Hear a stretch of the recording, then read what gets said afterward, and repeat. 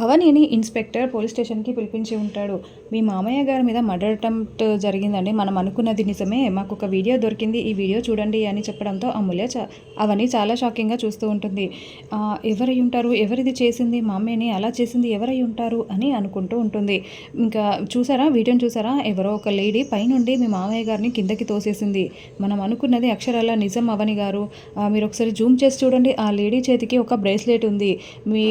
మరి తనెవరో కనిపెట్టాలి, ఇంకా చూద్దాము అని ఎస్ఐ చెప్తూ ఉంటే ఇంకా అవని ఆ బ్రేస్లెట్ చూసి చాలా షాకింగ్గా పల్లవియా అని అనుకుంటూ ఉంటుంది.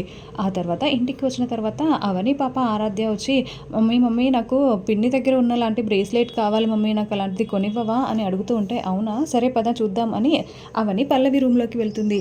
ఇంకా పల్లవిని చూసి, ఏదో బ్రేస్లెట్ ఉందంట పాపకి బాగా నచ్చిందంట, ఒకసారి చూపించు పల్లవి అనడంతో ఇంకా పల్లవి ఆ బ్రేస్లెట్ తీసుకురావడానికి వెళ్తూ ఉంటుంది.